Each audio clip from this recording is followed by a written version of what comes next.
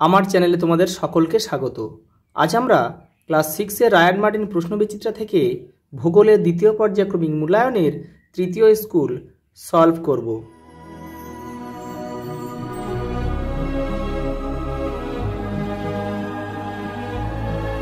দেখে নাও, সাঁতরাগাছি কেদারনাথ ইনস্টিটিউট। 1 নম্বর প্রশ্ন দেখো, ক্ষুদ্রতম মহাদেশের নাম কি? ওশিয়ানিয়া। ওশিয়ানিয়া। আন্টার্কটিকার সর্বোচ্চ শৃঙ্গের নাম কি? Vinson massif. Vinson massif. সমষ্ণ রেখা কি? সমান উষ্ণতাযুক্ত স্থানগুলিকে যে রেখা দ্বারা কল্পনা করা হয় তাকে সমষ্ণ রেখা বলে। তোমরা তোমাদের টেক্সটের 52 নম্বর পেজটা দেখে নিও। পরেরটা দেখো, কোন স্তর থেকে বেতার তরঙ্গ প্রতিফলিত হয়ে পৃথিবীতে ফিরে আসে? থার্মোস্ফিয়ার।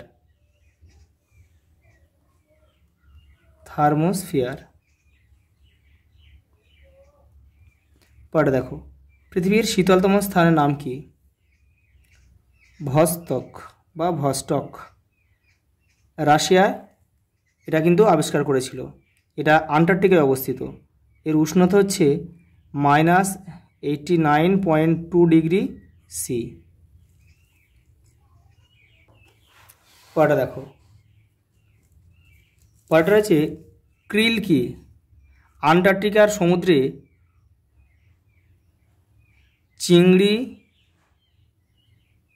চিংড়ি জাতীয় প্রাণী। ভারতে অবস্থিত মরুভূমির নাম কি? থর মরুভূমি, যেটা রাজস্থানে অবস্থিত, ভারতের পশ্চিম দিকে। বায়ুর আর্দ্রতা মাপার যন্ত্রের নাম কি? হাইগ্রোমিটার। হাইগ্রোমিটার। লু কি? দেখে নাও, তোমাদের টেক্সটের 80 নম্বর পেজে রয়েছে উত্তরটা।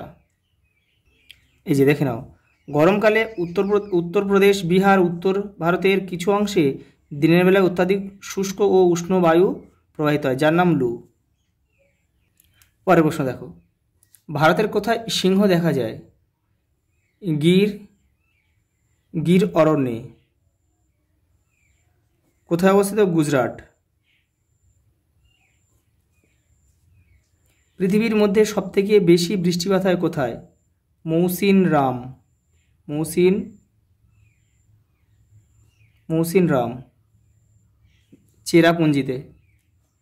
চেরাপুঞ্জির মৌসিনরাম। পরের প্রশ্ন দেখো, 2 দাগের, বায়ুর গতিবেগ মাপা হয় অ্যানিমোমিটার যন্ত্র দিয়ে। পৃথিবীর বৃহত্তম মহাসাগরের নাম প্রশান্ত মহাসাগর। আন্টার্কটিকায় মৈত্রী গবেষণা কেন্দ্রটি হল ভারতের। পৃথিবীর সবথেকে বাইরের পাতলা শক্ত আবরণকে বলে ভূত্বক। পশ্চিম ভারতে প্রচণ্ড তাপপ্রবাহের সঙ্গে ধূলিঝড়ের সৃষ্টি হয় বলে একে আঁধি বলে। পরে একটা ছক রয়েছে, দেখো, বাম দিক ডান দিক। সংরক্ষিত অরণ্য উদাহরণ হচ্ছে কোডারমা। বন্যপ্রাণী সংরক্ষণ আইন 1972-এ পাশ হয়। কুইনাইন তৈরি হয় সিংকোনা গাছের ছাল থেকে।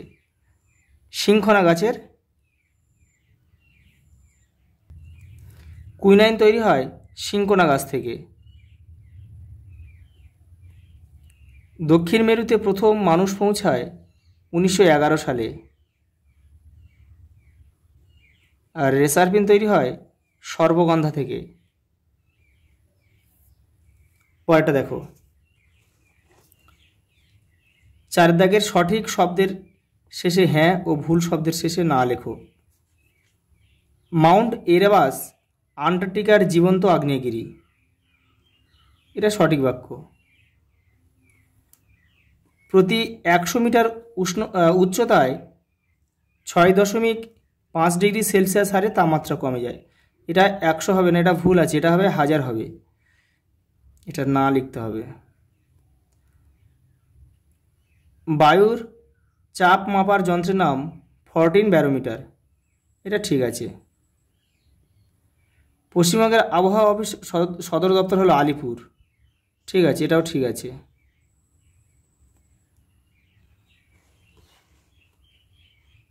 পরেরটা দেখো, ইউরোপ ও আফ্রিকা এই দুটো মহাদেশকে ইউরেশিয়া বলে। এটা ভুল, এটা না লিখতে হবে। এটা হচ্ছে ইউরোপ আর এশিয়াকে একত্রে ইউরেশিয়া বলে। পরেরটা দেখো, 5 দাগের শূন্যস্থান পূরণ করতে হবে। পৃথিবীর দীর্ঘতম হিমবাহের নাম ল্যাম্বার্ট। ল্যাম্বার্ট হিমবাহ। বৃষ্টিপাত মাপার যন্ত্রের নাম হলো রেন গজ। ড্যাশ রেখা ভারতকে উত্তর দক্ষিণে সমান দুভাগে ভাগ করছে। কর্কট ক্রান্তি রেখা।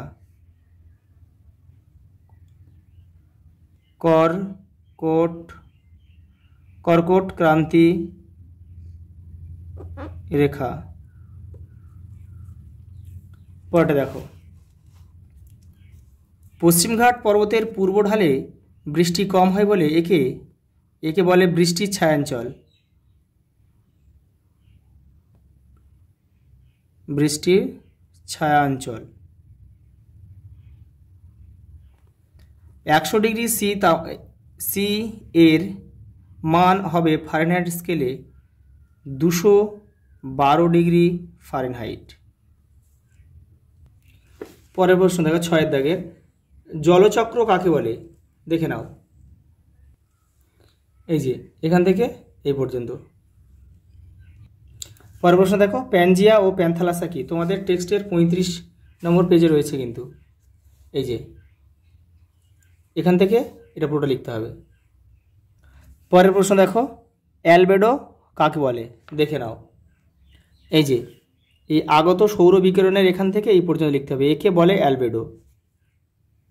পরের প্রশ্ন দেখো, খাদার ও ভাঙার বলতে কি বোঝো? ভারতের নবীন পলিমাটি খাদার নামে পরিচিত, আর প্রাচীন পলিমাটি ভাঙ্গার নামে পরিচিত। এই যে এখান থেকে এইটা। পরের প্রশ্ন দেখো, 7 দাগের 1 বলেছে টিকা লিখতে হবে। স্ট্র্যাটোস্ফিয়ার তোমাদের টেক্সটের 31 নম্বর পেজ দেখো।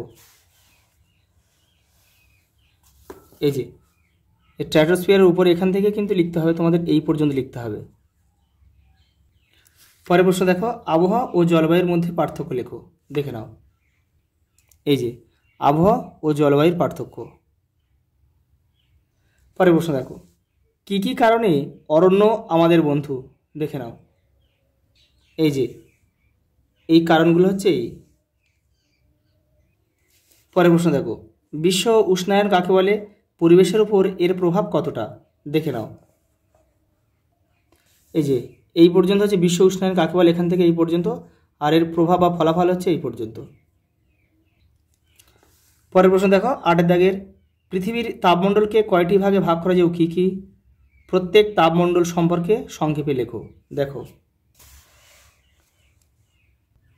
দেখে নাও যে পৃথিবীর তাপমণ্ডল একে 3 ভাগে ভাগ করা যায়, উষ্ণমণ্ডল, নাতিশীতোষ্ণমণ্ডল আর হিমমণ্ডল। এগুলো সম্বন্ধে কিন্তু তোমাদের লিখতে হবে। পরের প্রশ্ন দেখো, মৃত্তিকা ক্ষয়ের 2টি কারণ লেখো। দেখে নাও। এই যে এখান থেকে তোমরা এখান থেকে দুটো কারণ তোমরা লিখে নেবে। মৃত্তিকা ক্ষয়ের কারণ এটা। পরেরটা রয়েছে মৃত্তিকা সংরক্ষণের 2টি উপায় লেখো। দেখে নাও। এই যে 1 2 3 4 5 6 রয়েছে, এখান থেকে তোমরা 3টে 4টে লিখবে। পরের প্রশ্ন দেখো, সঙ্গে আরেকটা প্রশ্ন রয়েছে, বিশ্ব অরণ্য দিবস কবে পালিত হয়? 21শে মার্চ। পরের প্রশ্ন দেখো, লাস্ট প্রশ্ন বলেছে, ভারতের স্বাভাবিক উদ্ভিদকে কয়টি ভাগে ভাগ করা যায়? কী কী? 5 ভাগে ভাগ করা যায়, যে কোনো একটি ভাগ সম্পর্কে লেখো। দেখে নাও। এই যে ভারতের স্বাভাবিক উদ্ভিদ, এই যে 1 2 3 আর এপারে আরও দুটো ভাগ রয়েছে, এই যে 4 আর একটা 5 ভাগে ভাগ করা যায়। এই নাম করা তোমরা লিখবে, আর যে কোনো একটি ভাগ সম্বন্ধে তোমরা ডিটেলস লিখবে। যদি মনে করো এইটা লিখবে, তাহলে এই বক্সটা সবই করাই কিন্তু তোমাদের লিখতে হবে। আজ এই পর্যন্ত, দেখা হবে পরের ভিডিওতে।